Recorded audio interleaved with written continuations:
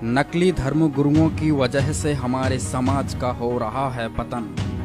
अज्ञानी धर्म गुरु हमें हजारों सालों से बना रहे हैं मूर्ख। देखिए ज्ञान का आक्रमण अज्ञान पर। ये हैं देवकीनंदन ठाकुर जी, अपने आप को अंतर्राष्ट्रीय संत कहते हैं और आजकल ये अमेरिका की जनता को बेवकूफ बनाने गए हैं। अब सबसे पहले हम आपको इनका ही यह ज्ञान सुनाते हैं कि श्राद्ध के बारे में क्या कहते हैं। इनका ज्ञान सुनकर आप हंस हंस कर लोटपोट हो जाओगे। जब आप इस कौवे को कुछ भोजन कराते हो तो ये सीधा भोजन आपके पितरों को लगता है। ये सारा भोजन आपके पितरों को लगता है। अधिकांश आपने सुना होगा कि हमारे पितर हमसे रूठ गए, हमारे पितरों की वजह से हमारा काम नहीं चल रहा है। ये जो पितृ दोष है हमारे जीवन में कितना महत्वपूर्ण है। आप एक पक्षी को जानते होंगे जिस पक्षी का नाम है कौवा। कहते हैं कोयल बोलती है तो मीठी लगती है और कौवा बोलता है तो अजीब लगता है। पर इस कौवे को आप सारा मत समझिए। ये जो कौवा है ये बड़ा विचित्र है। कोई भी क्षमतावान आत्मा, जिनको हम लोग पितृ कहते हैं या कुछ भी कहते हैं, वो भी कौवे के रूप में हमारे घरों में यात्रा कर सकता है।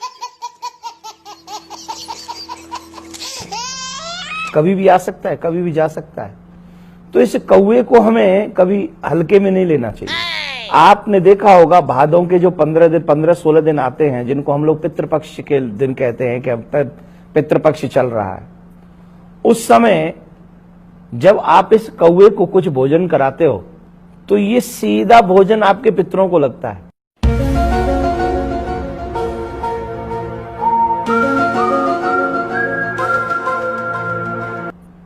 ये सारा भोजन आपके पितरों को लगता है। कभी कम नहीं समझना चाहिए। काग को भोजन कराने पर काल सर्प रोग जो दोष है वो भी समाप्त हो जाता है। और ये काग भगवान का दूत ही समझ लीजिए, हमारे पितरों के लिए एक बहुत बड़ी पहचान समझ लीजिए। इसलिए इस काग से डरने की बात नहीं है। इस काग को आप भोजन कराइए। इस काग का जितना भी हो सके ध्यान रखिए। पितृपक्ष जो दोष है, जो पितृदोष है, वो भी समाप्त होगा। अब आपको मिलाते हैं आसाराम बापू जी से। अब इनका ही अज्ञान सुन लीजिए। साल में एक बार अपन श्राद्ध कराते तो पितर तृप्त होते, तो फिर आशीर्वाद देते। तो मानना पड़ेगा कि मृतक व्यक्ति शरीर मर जाने के बाद भी रहता है। पितृलोक में रहे, स्वर्ग में रहे, अथवा किसी योनि में जाए। समझो किसी का बाप मर गया और घोड़ा हो गया, तो तुम श्राद्ध कराते हो तो उसको क्या मिलेगा? श्राद्ध करते तो जो जिस योनि में है उसको उसी प्रकार वहां संतुष्टि पुष्टि मिलती है। तो श्राद्ध करना चाहिए। श्राद्ध करने में कोई भूल गलती हो तो मंगलमय जीवन मृत्यु पुस्तक है, श्राद्ध महिमा पुस्तक में कैसे श्राद्ध करना चाहिए वो लिखा हुआ है। तो वो किताब स्टॉल से मिलती है। और दूसरा कुछ भी नहीं, तो जिस दिन किसी का श्राद्ध है तो अपने हाथ ऊपर करके बगल दिखा दिया सूर्य नारायण को। सुना, मरने के बाद लोग पितृ बन जाते हैं। जब पितृ ही बनना था तो आप भक्ति क्या माया लूटने के लिए करवा रहे थे। और ये हैं पुरी शंकराचार्य निश्चलानंद सरस्वती जी। शरीर छूट गया, नाती बेटे पोते संबंध संकल्प मंत्र विधि सामग्री, इन सब के मेल से फिर सामग्री पहुंचती है मरी हुई जीवात्मा के पास या मरे हुए जीव के पास। तो मान लीजिए दाह संस्कार विधिवत हुआ, शास्त्रीय ढंग से हुआ, श्राद्ध हुआ, तर्पण हुआ, उसकी जो पूंजी है, वो जो पुण्य है, उस जीव को जाकर के संबंध के बल पर, संकल्प के बल पर, विधि के बल पर, सामग्री के बल पर, भावना के बल पर पहुंच जाती। जिस शरीर में जीव रहता है उस शरीर का जो आहार है वह बन करके वो सामग्री उसके पास एक्सचेंज पद्धति के अनुसार पहुंच जाती। मरने के बाद अगर कोई प्रेत बन गया पूर्वज, प्रेत का आहार, और शेर बन गया तो शेर का आहार। दूसरी बात यह है कि उसके नाम गंगा में अस्थि, त्रिवेणी में अस्थि विसर्जित कर दी। उस पुण्य के प्रभाव से फिर उसके भाव राज्य में परिवर्तन होगा। तो आपने देखा किस तरह से ये हमारी भोली जनता को बेवकूफ बनाते आ रहे हैं। अब जानिए श्राद्ध की क्या है वास्तविक सच्चाई संत रामपाल जी महाराज जी के द्वारा। आज आपको थोड़ा सा विवरण देंगे कि ये श्राद्ध क्यों निकाले जा रहे हैं। हमारे जो धर्मगुरु थे ये अज्ञानी थे, एक नंबर के। इनको ना अपने सिलेबस का पता था, अपने टेक्स्ट की बुक्स का पता नहीं। पुराण, श्रीमद् भगवद गीता और वेद ये हमारे आध्यात्मिक सिलेबस है। और हमारे धर्मगुरु संस्कृत जानते थे और ये संस्कृत बोला करते थे। गीता का और वेदों का मंत्र तो वही बोल देते थे, अनुवाद अपने हिसाब से गलत करते थे, जिस कारण से हमारे अंदर भ्रम बना रहा कि ये बड़े विद्वान हैं, संस्कृत भाषा जानते हैं, इन्होंने सदग्रंथों को ठीक ठीक जाना होगा। इन्होंने अपना भट्ठा बैठाया और साथ में हमारे पूर्वज भूत बनवा कर छोड़ दिए। एक मोटा सा उदाहरण देता हूं आपको। एक समय एक रुचि ऋषि थी। उस ब्राह्मण ने वेदों को समझा और उसके आधार से अपना जीवन प्रारंभ किया भक्ति मार्ग का। उसकी उम्र 40 वर्ष की हो गई थी। उसने विवाह नहीं किया, ब्रह्मचारी पद में रहता हुआ वेदों अनुसार अपनी साधना कर रहा था जैसा उसको ज्ञान था। 40 वर्ष की आयु जब हुई, उसके पूर्वज 4 ब्राह्मण और दिखाई दे जो मर चुके थे, मृत्यु को प्राप्त हो चुके थे। पिताजी, दादाजी और परदादाजी और फिर चौथा दादाजी। वो चारों उसको आकाश में दिखाई दी। आवाज लगाई कि बेटा रुचि, आपने विवाह क्यों नहीं किया और विवाह करके हमारे श्राद्ध निकालता? हम बहुत दुखी हो रहे हैं, आपने यू कार्य क्यों नहीं किया? तो रुचि ऋषि कहने लगा कि हे पितरमोहो, वेद के अंदर इस श्राद्ध कर्म को, इस कर्म कांड को मूर्खों की साधना बताया है, फिर आप मुझे क्यों इस कर्म में लगा रहे हो? इस बात को उसके पूर्वज ऋषि, उसके पिता, दादा, परदादा, चौथा दादा वो भी मान रहे हैं कि हाँ बेटा वेदों में ऐसा ही है जैसा आप बोल रहे हो। और ये जो उन ऋषि महर्षियों ने कहां से ग्रहण किया वो कि श्राद्ध निकालो, ये किसी पुराण से ग्रहण किया। और पुराण ये गॉड गिवन स्पिरिचुअल नॉलेज नहीं है, जैसा कि आपको पहले भी सत्संग में बताया। वेद और श्रीमद् भगवद गीता, वेद वाला ज्ञान ही श्रीमद् भगवद गीता के अंदर है और सूक्ष्म वेद में भी ऐसा ही है। तो अब आपको थोड़ा सा मार्कंडेय पुराण से ये प्रकरण रूबरू करते हैं जिसमें रुचि ऋषि और उसके पूर्वजों का जो भूत बनकर धक्के खा रहे हैं और अपने पुत्र को भी उसी विवश कर रहे हैं कि तू भी बन भूत गलत साधना करके। ये देखिएगा मार्कंडेय पुराण 242 पृष्ठ पे मार्कंडेय पुराण रोच्चे मुनि की उत्पत्ति कथा। मार्कंडेय जी कहते हैं, ब्रह्मन पूर्व काल की बात है। प्रजापति रुचि ममता और अहंकार से रहित इस पृथ्वी पर विचरते थे। उन्हें किसी से भय नहीं था, वे बहुत कम सोते थे। उन्होंने न तो अग्नि की स्थापना की थी और न अपने लिए घर ही बना रखा था। वे एक बार भोजन करते और बिना आश्रम के ही रहते थे। उन्हें सब प्रकार की आसक्तियों से रहित एवं मुनिवर्ती में रहते देख उनके पितरों ने उनसे कहा। पितर बोले, बेटा ये देखो ये भूत दिख गए इसने, ये देखो ये भूत दिखाई देंगे चारों, ये पिताजी, दादाजी और फिर दादा का पिताजी, दादा का परदादा जी, ये चारों भूत बन रहे ऋषि जी। अब ये क्या इंस्ट्रक्शन दे रहे हैं देखिएगा। पितर बोले, बेटा विवाह स्वर्ग और अपवर्ग का हेतु होने के कारण एक पुण्य में कार्य है, उसे तुमने क्यों नहीं किया?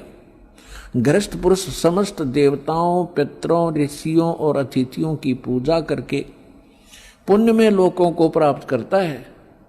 वह स्वाहा के उच्चारण से देवताओं को, सवधा के शब्द से पितरों को तथा अन्नदान बलि वैश्वदेव आदि से भूत आदि प्राणियों एवं अतिथियों को उनका भाग समर्पित करता है। बेटा, हम ऐसा मानते हैं कि गृहस्थ आश्रम को स्वीकार न करने पर तुम्हें इस जीवन में क्लेश पर क्लेश उठाना पड़ेगा और मृत्यु के बाद और दूसरे जन्म में भी क्लेश ही भोगने पड़ेंगे।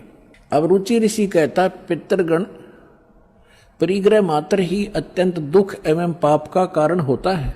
अब हम ज्यादा ना पढ़कर आपको अपने काम की बात पढ़ावांगे।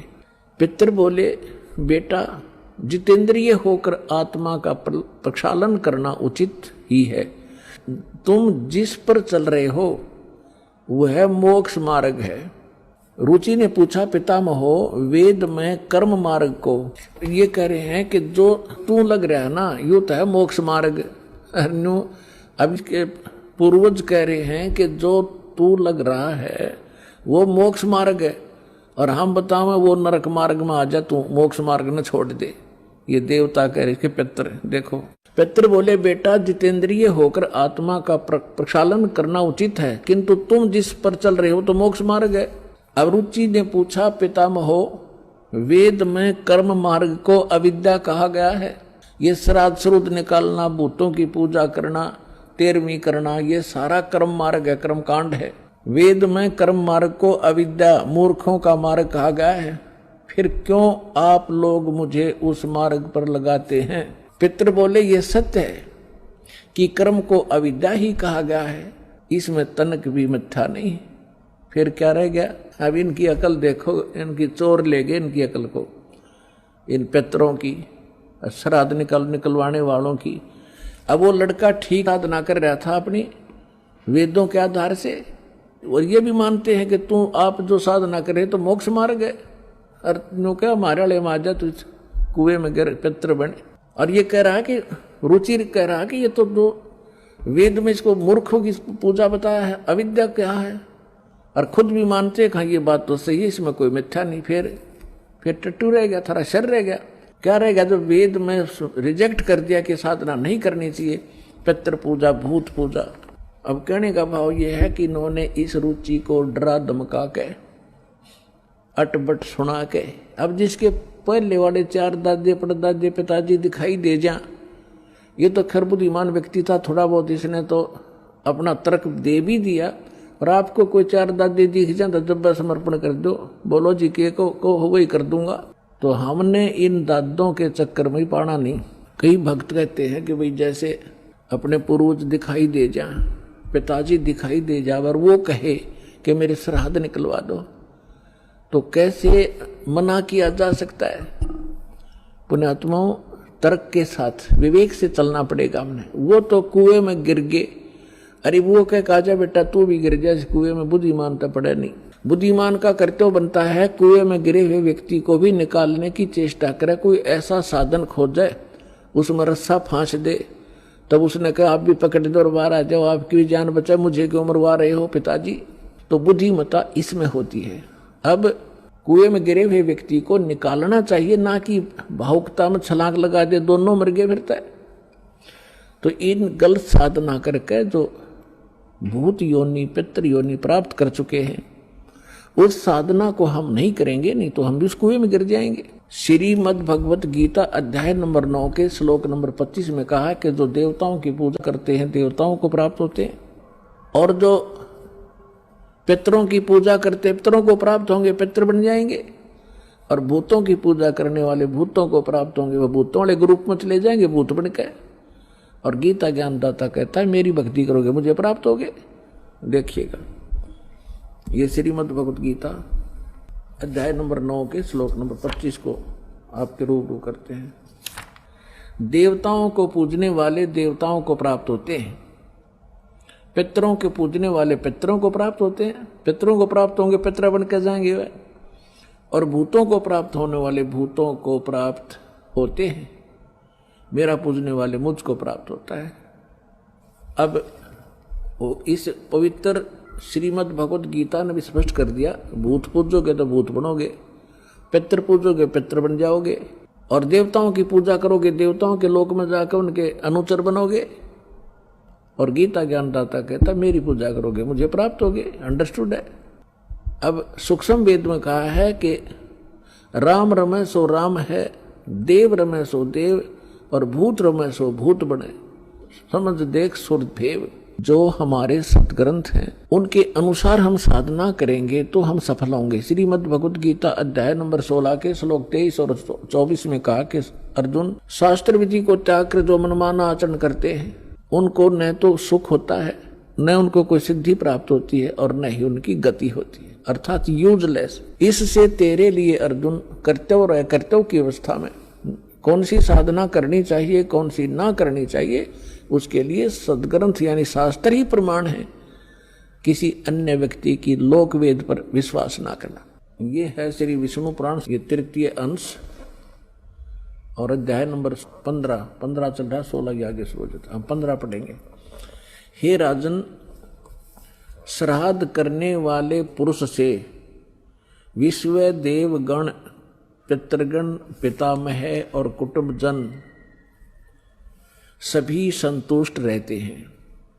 जो श्राद्ध करते हैं उनसे देवगण, पितृगण, पितामह, कुटुंबीजन सभी संतुष्ट रहते हैं।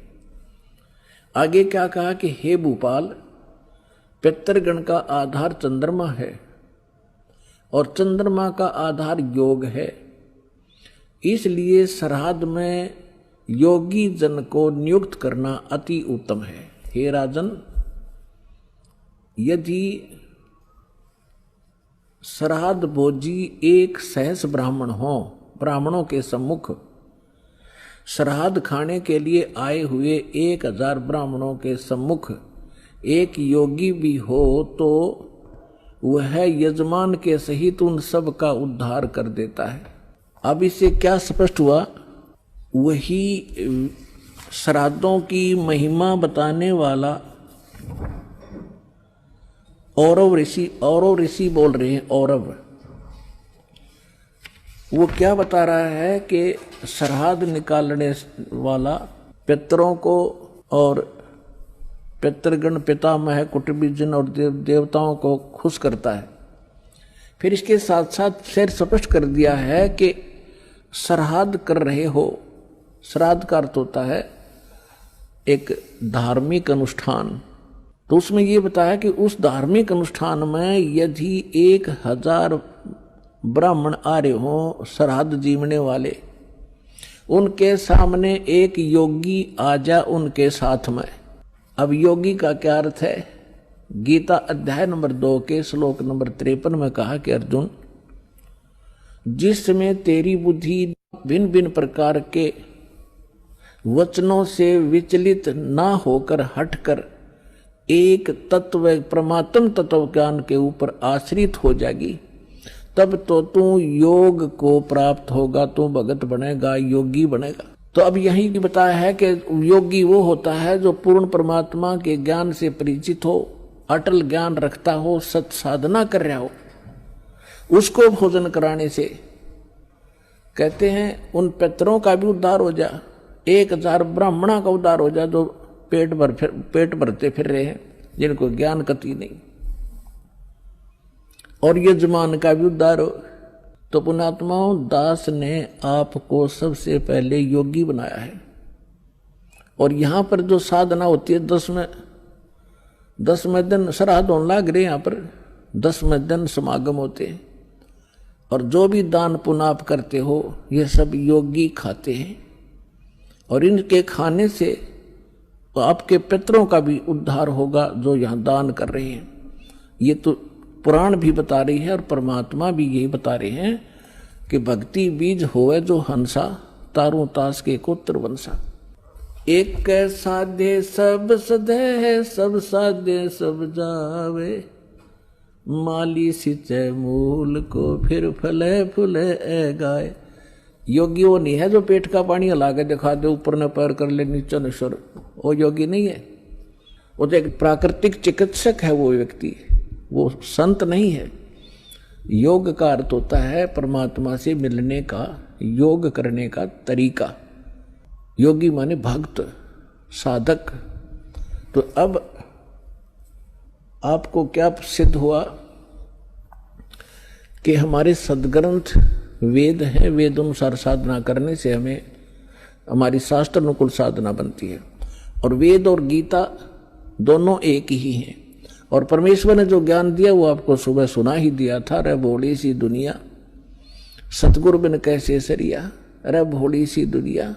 और परमेश्वर ने जो ज्ञान दिया वो आपको सुबह सुना ही दिया था। रे भोली सी दुनिया सतगुरु बिन कैसे सरिया, रे भोली सी दुनिया सतगुरु बिन कैसे सरिया। अपने लला के बाल उतरवावे देके चीना लग जइया, एक बकरी का बच्चा लेके उसका गला कटैया, रे भोली सी दुनिया सतगुरु बिन कैसे सरिया। फिर काचा पाका भोजन बना के और माता धोकने गईया, और उस माता ऊपर कुत्ता मुत्ता ओ क्यों ना मर गईया, रे भोली सी दुनिया सतगुरु बिन कैसे सरिया। जीवित बाप गे लट्ठम लट्ठा, जीवित बाप गे लट्ठम लट्ठा, और मुँहे गंग पुचैया। जब आवे आसोज का महीना फिर कौआ बाप बनैया, रे भोली सी दुनिया सतगुरु बिन कैसे सरिया। और उन्हीं से प्राप्त ज्ञान को गरीबदास साहब जी कहते हैं कि प्रेत सला पर जा विराजे पितरों पिंड भराई, और बहुर श्राद्ध खान को आए फिर काग भय कलमाई। नर से तीतु पशुआ की जय गद्दा बैल बनाई, ये 56 भोग कहा मन बोरे कि तो कुर्डी चढ़े जाई। फिर क्या बताते हैं, जय सतगुरु की संगत करते ये सकल कर्म कट जाई, अमरपुरी पर आसन होते जहां धूप ना छाई। यदि तुम सतगुरु की शरण में आ जाते ये सारे फंड छूट जाते, ना श्राद्ध निकालने, ना पितर बनना, ना भूत बनना, और सतलोक चले जाते।